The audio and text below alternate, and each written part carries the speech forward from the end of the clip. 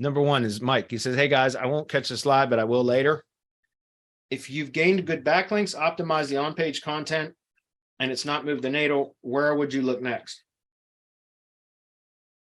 Optimize the on-page content, and you've gained good backlinks, and it's not moved the needle, where would you look next? It's a good question.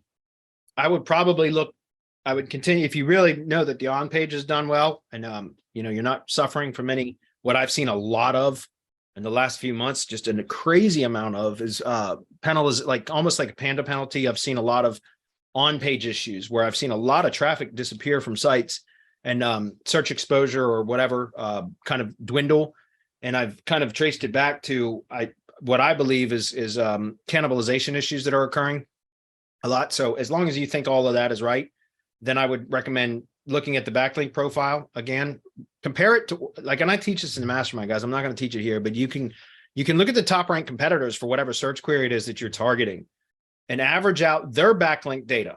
It's, again, I teach this in the mastermind. It's the exact same process I use at Semantic Links. We can, by the way, we can give you a competitive analysis report if you'd like. You can purchase those from Vetted or direct from me. It's only like $15. So, I mean, literally my report generator does all that and averages out all that data, and it goes into pie charts in an Excel file that shows you average number of links, average anchor text ratios based on the 5 anchor text categories and all of that. And so you have a very good picture of what kind of a backlink profile you should model your own after, right? So similar to the top, all of the page optimizing apps out there, which are a dime a dozen now, right? You can go to AppSumo right now and probably buy 6 of them on lifetime deals.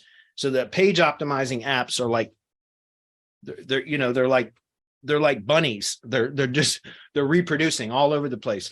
But what I'm saying is most of those have the same kind of functionality in that you plug in a search query that you want to optimize for, and it goes and scrapes the top 20 pages, or excuse me, the top 20 results for that particular search query. And then it basically just averages out all the data. Average number of words, average number of heading tags, H2s, H3s, average number of images, average number, some of the more advanced ones have average number of entities, entity variations, right? All of that kind of stuff. So, but it gives you averages based on the top 20 results. Why is that? Well, because if it's the top 20 results, they're ranking for a reason. So it basically just averages out all that data and says, hey, if you get somewhere around this, like this amount of, these averages, then you should be competitive. So that's kind of what I do with link building, right? And again, I actually give credit where credit is due. This is kind of the way that I learned how to, and I started testing this, I don't know, 2 years ago, maybe 2.5 years ago, but was Matt Diggity, he's mainly an affiliate SEO guy, but he had a blog post on his site about anchor text ratios that applied to affiliate projects, not local. But I tested that for local and it works. It works. And that is take the top 5 ranked competitors for a particular search query. And then you go in and you analyze each one of the top 5 ranked competitors' backlink profile. You assign an anchor text category to each one of the anchor texts for each one of the links pointing at the domain. So there's 5 anchor text categories that I use. And you plug all this data into, I built an Excel file, a spreadsheet that we just plug the data into. My report generator does all the manual, and I'm actually having an app built that will do all of this automatically. No shit. For the last year and over a year now, I've had a VA that does all this for me, but I'm having an app developed that will do all of this. But right now we do it in Excel spreadsheets in a very manual process, but we go analyze the top 5 ranked competitors for whatever search query it is we want to optimize for. And then we do full backlink analysis on all 5 top properties. We plug all the data into the spreadsheet and it gives us the pie charts with anchor text ratios and the average number of links. And so what you can do is then model your own kind of backlink profile on that. That's part of the picture, right? The anchor text ratios is part of it, but it's also the links that, not so much the quantity, but the type of links.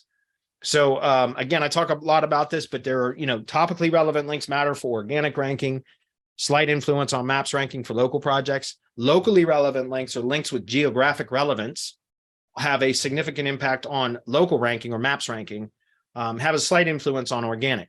So the sweet spot is to get links from both, right? Or like what they call it, a Venn diagram, where it's 2 circles, and when they overlap a little bit in the middle, there's that little sliver. That's like that little sliver where they would overlap would be if you could get links that are both geographically relevant and topically relevant. That's the best kind of link you can get. Those are rare, right? You won't find a lot of those, but you can get topically relevant links. I've built a whole business around that myself. And now I figured out a way to build geographically or get secure geographically relevant links or links with local relevance.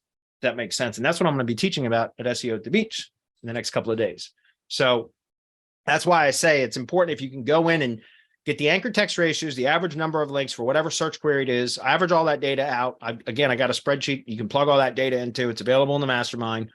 Then you have at least an anchor text ratio. And then what we do is I like to go into the competitors' backlink profiles and literally go look at each one of the backlinks one by one, anything with a trust flow value of 1 or above. We go in and we look at each one of the resulting links and determine, is there relevance from this link? Because not all of them are going to be relevant. And if there's no relevance, it's not being credited. It's not providing any value.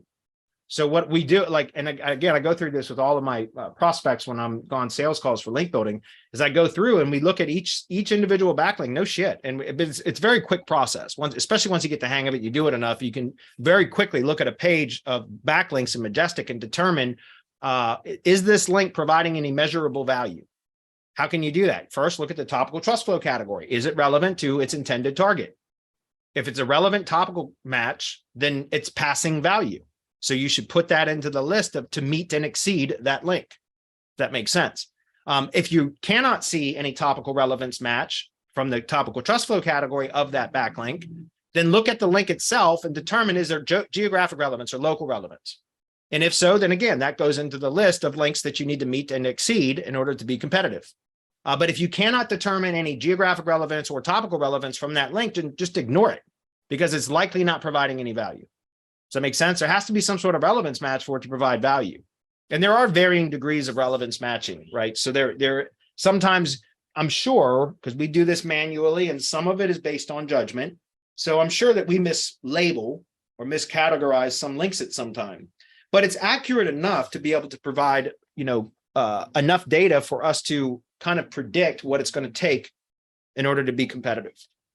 So I would say, again, back to the original question, if you think that your on page is right, which I'm seeing just so much right now in the space with big changes that have occurred, it seems like it's taken a while for them to settle in, but I've seen kind of a lot of changes, a lot of cannibalization issues are occurring right now.